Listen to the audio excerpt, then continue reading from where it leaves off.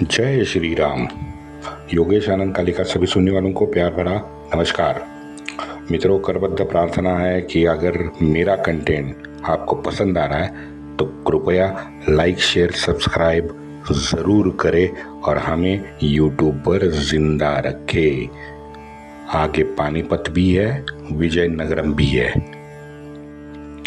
मित्रों, last 3-4 episode में हमने हमारे जो प्रमुख सरदार थे उनके पत्र पे विस्तृत बात कर ली। ये जरूरी भी थी क्योंकि उस वक्त की हमारे मराठों की मानसिकता आपको समझानी थी, इसलिए मैंने पत्र को विस्तार दिया।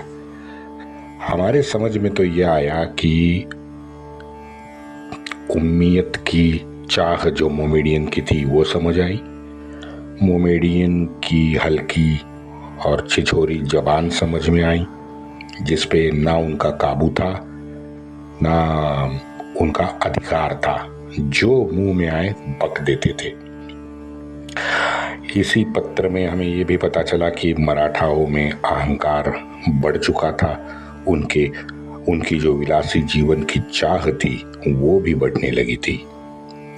नाना के साउथ इंडिया फर्स्ट पॉलिसी जो नाना ने अप्लाई थी उसमें मतभेद अब सामने आए। शिंदे होळकरों में वर्चस्व की जबरदस्त होड़ हमें दिखाई दी और सबसे महत्वपूर्ण, हिंदुस्तान में तात्कालीन परिस्थिति में अनन्य साधारण जो बदलाव हो रहे थे उनके लिए भारतीय मानस तैयार नहीं था। ये मेरा दावा है। उस वक्त हम तैयार नहीं थे क्योंकि सीधी बात है, 1000 साल की गुलामी, दुय्यम दर्जे की ये हीन जीवनी जीते जीते नाविन्य की जो आस होती है मानवीय जीवन में, या फिर संशोधन वृत्ति एक प्रकार की होती है, वो हमारे में लुप्त हो चुकी थी। बस खाने के लिए जी रहे थे, जीने के लिए कहीं से मिला के खा रहे थे। बस इतनी हमारी जिंदगी बची थी। 1752-53 के कर्नाटका के सफल अभियान के दौरान शिंदे और होळकर, इन दोनों ने एक दूसरे के प्रति नाराजी के सुर अलापे हैं, वो मैंने आपको दिखा दी। उन्होंने बार बार पत्र भी लिखे, बार बार उसकी सुनवाई करने के लिए गुहार भी नाना से लगाई। हाँ, इतना विद्वेष एक दूसरे के प्रति। और जयपुर प्रकरण तो मैंने डिटेल आपको समझाया कि जयपुर प्रकरण में जो खटास इन दोनों में पैदा हुई वो आगे पानीपत होने के बाद भी कायम रही, शिंदे और होळकर में। बताइए, दुर्भाग्य है भारत का। जून 1750 में मल्हारबा जब उत्तर की दिशा में निकले सातारा से शाहू महाराज के निधन के बाद, तब उनके साथ राघोबा दादा भी थे। अब ये दोनों जब थालनेर पहुंचे मध्य प्रदेश में, तो थालनेर से एक पत्र लिखा है। अब उस पत्र में इन्होंने लिखा कि दिल्ली के युवा बादशाह ने हमें 1 करोड़ रुपए राशि देके अपने पक्ष में आने की गुहार लगाई। 1 करोड़ मित्रों, 1 करोड़ 1750 में कितनी बड़ी रकम है, देखिए आप। उस पत्र में बताने का कारण यह है कि उस पत्र में जयाप्पा शिंदे का नाम कहीं नहीं है। और हमने ये तो बताया है कि जयाप्पा शिंदे सातारा गए, सातारा से पुणे हैं, पुणे में 8 दिन थे और उसके बाद वो इंदौर चले गए, ना कि उत्तर की दिशा में चले गए। इसलिए ये थालनेर के पत्र में उनका नाम नहीं है। इसका मतलब है मल्हारबा सिर्फ रघुनाथ राव को लेके उत्तर की दिशा में चले गए। दिल्ली में ये अपना वजीर सफदरजंग हो या कमरुद्दीन के बेटे हो या बादशाह हो, ये सत्ता के जो पक्ष थे ये सारे के सारे विभक्त थे। रोहिला तो अब्दाली आने के बाद से उछल रहा था मराठाओं के विरुद्ध। मराठाओं से बदला लेने के लिए रोहिला आतुर था, लेकिन फर्रुखाबाद में जो उसकी कमर तोड़ी है वो ठंडा बढ़ गया। लेकिन ठंडा 10 साल बढ़ गया। 10 साल के बाद पानीपत में फिर उठ के खड़ा हो गया। ये है रोहिला। शिंदे होळकर हो, अंताजी हो, वकील हिंगणे हो, सदाशिवराव भाऊ की स्वयं की नाराजी हो, अब ये अंदरूनी कलह तो तात्कालीन थे और ये तो आते रहेंगे, लेकिन ये सिर्फ और सिर्फ नाना ही मिटा सकता था या सदाशिवराव भाऊ मिटा सकता था, क्योंकि सदाशिवराव भाऊ तात्काल निर्णय क्षमता ले उसमें थी, तो तात्काल निर्णय ले सकता था, लेकिन थोड़ा सा तामसी स्वभाव का था। अब पता नहीं, शायद यही कारण है कि अंताजी का जो पत्र हम देखते हैं, अंताजी पे सही मायने में जिम्मेदारी का बोझ बहुत बढ़ गया था और वयपरत्वे उसको वो असह्य हो रहा था। ये पत्र में हमने देखा। 1754 में जयाप्पा को नाना ने लिखा कि भाई विजयदशमी को सीमोल्लंघन होना है, जो भी विशेष कार्य होगा वही दौड़ लगाएंगे। अब ये वाक्य, आखिरी जो वाक्य, उस पर ध्यान दीजिए, जहां भी विशेष कार्य होगा वही दौड़ लगाएंगे। इसका मतलब है कोई योजना नहीं, कुछ नहीं, बस। क्योंकि 1754 में ये निजाम और कर्नाटका अरकाट किला, इसमें पूरे के पूरे मग्न थे। पैसा भी अच्छा खासा मिल रहा था, तो इसीलिए नाना ने जयाप्पा को लिखा है, विजयादशमी को तो हम निकल रहे हैं, वो तो हर साल निकलना ही है, वो तो हमारे धर्म में नियम बताया गया है। जो क्षत्रिय है वो उसने विजयादशमी में सीमोल्लंघन शस्त्र के साथ करना ही है, ये हमारी परंपरा रही है। तो ये उस वक्त ही नाना की मानसिकता है वो समझ में आई। रोहिला को हराने जब बादशाह और वकील, बादशाह वजीर सफदर, ये दोनों एक साथ हमको दिखे, लेकिन बादशाह तो अंदर ही अंदर हमेशा वजीर के मनोदय पर साशंक था। ये भी बात सच है।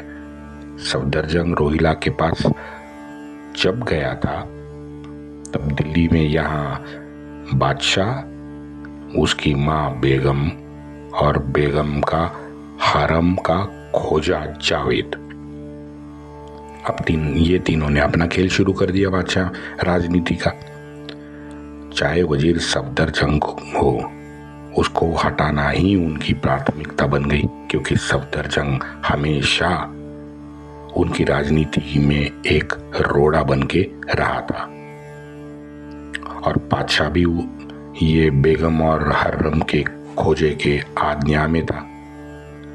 जावेद खोजा को जब ऊंचे पद से नवाजा गया, तो इन दोनों के रिश्ते को लेके सार्वजनिक आवाजें उठने लगी। आपको रजिया सुल्तान याद होगी,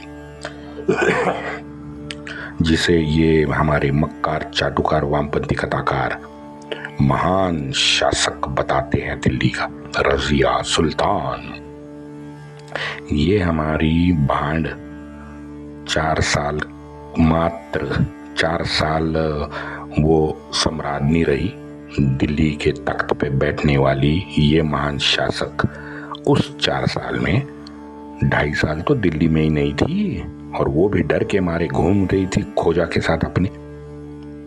ऐसी महान शासक 4 साल की अपनी राजगद्दी में बैठने में, टोटल 4 साल थी, उसमें से 2.5 साल ये नहीं थी। अब बताओ, ये बन गई वीरांगना।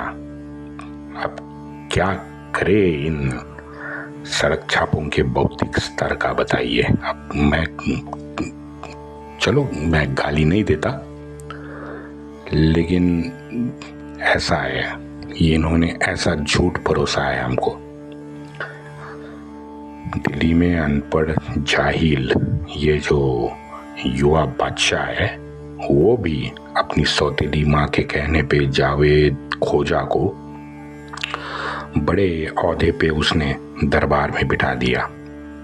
वैसे मित्रों ये बता दूं कि जो बखर मैंने पढ़ी है और जो विश्वसनीय बखर है उसमें तो इस खोजा जावेद के प्रेमिका का नाम बेगम ऊधम बाई लिखा है, बार बार ऊधम बाई लिखा है। तो इसका सीधा मतलब मैंने ये निकाला है कि शायद ये बादशाह बेगम ही उसका पूर्वाश्रमी का नाम ऊधम बाई हो, क्योंकि गूगल में कोई कुर्सिया बेगम या ऐसा कुछ, पता नहीं ऐसा कुछ लिखा है। मैंने तो ज़्यादा ध्यान नहीं दिया, लेकिन मुझे ये प्रकरण थोड़ा सा विवादास्पद लग रहा है, तो इसे मैंने वहीं छोड़ दिया, क्योंकि हमारे मतलब का ये है नहीं। हाँ, ये बात स्पष्ट है कि मोहम्मद शाह की कोई बेगम थी। उस बेगम का अपने हरम के सुरक्षा में रहा जो खोजा जावेद खान था, उससे बड़े मधुर संबंध रहे हैं। जैसे अवध गया हुआ सफदरजंग दिल्ली लौटा तो उसने देखा इन दोनों का छिछोरापन अब चांदनी चौक के चौराहे पे आ गया था। उसने देखा कि ये प्रेमी जोड़ा राज्य कारभार में भी दखल देने लगा था। इससे प्रचंड नाराज सफदरजंग बादशाह से बड़ा क्रोधित हुआ। वैसे तुरंत बादशाह को मीर शहाबुद्दीन का खुला समर्थन मिल गया। इससे और ज्यादा सफदरजंग नाराज हो गया, क्योंकि अब ये तो मैंने बता दिया है कि शहाबुद्दीन गाजीउद्दीन का लड़का और निजाम का पोता था। ये बचपन में पला बड़ा दिल्ली में ही था। मात्र 17-18 की आयु में दरबार में बड़े पद पे बैठा हुआ था। सफदरजंग बचपन से ही उसे पुत्रवत प्रेम करता था। अब जब गाजीउद्दीन को निजाम अली की मां ने खाने में जहर मिला के मार डाला, तो यही सफदरजंग था जिसने उसके लड़के शहाबुद्दीन को अपने बाप के कुर्सी पे बिठाया था। बताइए, दिल्ली दरबार में। यही नहीं, गाजी का मुर्दा शरीर दिल्ली भी सफदरजंग ने ही लाया था। उसके साथ 1 करोड़ के आसपास की संपत्ति भी दिल्ली आई हुई थी, और वो सफदरजंग ने बिना भ्रष्टाचार शहाबुद्दीन को पूरी की पूरी संपत्ति सौंपी थी। बताइए, उस सफदरजंग के खिलाफ ये मीर शहाबुद्दीन बादशाह के साथ चला गया। जुलाई 1752 में सफदरजंग का पारा और चढ़ा। प्रेमी जोड़े की दखल से वो पूरा क्रोधित हो गया था, उनके दोनों के दखल से नाराज था। 17 जुलाई को जावेद खोजा को सफदरजंग ने अपने यहाँ पे रात भोजन के लिए मेजबानी पे बुलाया और अपने सुरक्षा रक्षक से काटा भी। जावेद खोजा जुलाई 52 में ही मर गया। खोजा की मौत से वहां बादशाह सफदर से प्रचंड नाराज हुआ। अब इन दोनों में प्रचंड विवाद शुरू हो गया। क्रोधित सफदरजंग ने तुरंत सूरजमल जी की मदद मांगी। अब तो बादशाह को हटवाने की ही योजना सफदरजंग बनाने लगा था। इधर बादशाह ने कमरुद्दीन के जो बेटे थे इंतजाम उद्दौला, अब उसको भी अपने साथ ले लिया। अब उसका कमरुद्दीन का दूसरा बेटा था मीर मन्नू, वो तो पहले से बादशाह के पक्ष में ही लाहौर में अब्दाली की राह देख रहा था। सफदरजंग ने वकीली छोड़ के अपनी रियासत अवध लौटने का निर्णय जो था ये बादशाह को सुना डाला। अब चाहिल ने आनंद में तुरंत हाँ भी कह दी। वहाँ शहाबुद्दीन भी ये बात सुन के खुश हो गया कि चलो भाई, सफदरजंग का कांटा अपने आप निकल रहा है। लेकिन दिल्ली में दिन गुजर गए, हफ्ते गुजर गए, महीना 2 महीने हो गए। सफदरजंग तो भाई दिल्ली में ही था, वो तो दिल्ली से जा ही नहीं रहा था। तो ये देख के बादशाह ने उसकी जगह किसी दूसरे को लाने, वजीर बन के लाने की योजना बनाई। लेकिन उस समय पे असल में सफदरजंग जो था ये सूरजमल जी के आने का इंतजार कर रहा था, इसलिए वो अवध नहीं जा रहा था। जैसे जाट सेना दिल्ली मित्रों पहुंची, सफदरजंग ने बादशाह के विरुद्ध युद्ध पुकारा। 10 मई 1753 को ये युद्ध शुरू हुआ, लेकिन ये युद्ध आगे कुछ महीने रुक रुक कर चला। एट स्ट्रेच ये युद्ध नहीं हुआ। मीर मन्नू ने 5000 की फौज पंजाब से भेजी। ये अपना नजीब रोहिला अपनी फौज लेके 3 जून को दिल्ली पहुंचा। 6 जून को इन दोनों में फिर लड़ाई हो गई। ये आज का जो करोल बाग है यहां तक ये लड़ाई पहुंची थी, बताइए। उसके बाद क्या, पहाड़गंज है, चांदनी चौक ले लो और फिर लाल किला, इतने नजदीक ये लड़ाई पहुंची थी। क्योंकि लड़ाई वजीर और बादशाह में थी, इसलिए ये करोल बाग में लड़ाई हुई थी। आगे जुलाई में माधो सिंह राजस्थान से आया और उसने मध्यस्थता की और ये युद्ध रुकवाया है। अंताजी को तो ये दोनों पक्ष अपने साथ लेना चाहते थे, सीधी बात है। मराठा सरदार दोनों को चाहिए थे। अब अंताजी की मन की उलझन, उसकी विवशता, उसकी लालच, इसका जीवंत दर्शन हमें उसके नाना को लिखे पत्र में होता है। और यही कारण है उस पत्र में बड़े विस्तार से मैंने हर एक बात आपके सामने रख दी थी, क्योंकि मुझे वही दिखाना था। अच्छा, अंताजी को और एक टेंशन थी, क्योंकि उस वक्त यानी मार्च 1753 को दिल्ली में उसके पास 2500 की मराठी सेना थी, लेकिन बादशाह ने तो उसे 5000 तैयार रखने को कहा था।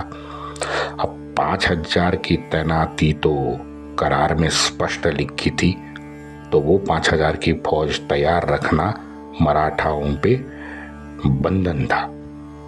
अब फौज मंगवाए तो फौज के अतिरिक्त खर्चा, उसके पास तो पैसा नहीं था, तो अतिरिक्त खर्चा जो है ये वकील हिंगने देने के लिए तैयार नहीं था। अब जब पेशवा से ये बढ़ती अतिरिक्त राशि दिलवाने का आश्वासन अंताजी ने दिया, तब जाके हिंगने वकील ने उसको रकम दी। तो अंताजी की आत्मा को थोड़ी सी ठंडक उस वक्त पहुंची और उसने वो सूबेदार की जो 5000 की फौज भेजी थी ना, वो तो मध्य प्रदेश से आई थी, उसमें से अतिरिक्त संख्या की पूर्तता अंताजी ने की है। अब अंताजी का ये जो मसला ये मार्च 53 में हुआ है। अप्रैल में अंताजी ने फिर लिखा है कि वजीर तो मुझे 10 लाख रुपए देने का वादा कर रहा है और अपने पक्ष पे बुला है, लेकिन हमने आपकी बात सुन के उसे साफ मना कर दिया है। वजीर अगर 25 लाख रुपए भी हमें देगा तो हम स्थिर है अपने निर्णय से। अरे बाप रे, आत्मज्ञान हो गया ये अंताजी को। अंताजी आगे कहता है, वकील से कहता है, आप निश्चिंत रहे, हम अपने निर्णय पे स्थिर है। अब ये बार बार जो रकम अंताजी सुन रहा है 1-1.5 साल से, अंताजी का मन निश्चित विचलित हो गया था। और वो दिखता भी है उसके पत्र में, बार बार पैसे का ही नाम ले रहा है।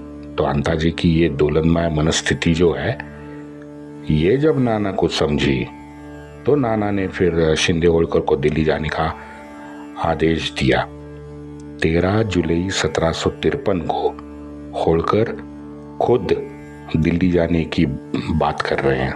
उनका एक पत्र है। इसका मतलब क्या निकलता है? इसका मतलब ये निकलता है मित्रों कि शिंदे का साथ वो नहीं चाहते थे, वो स्वयं दिल्ली जाना चाहते थे। वंदे मातरम।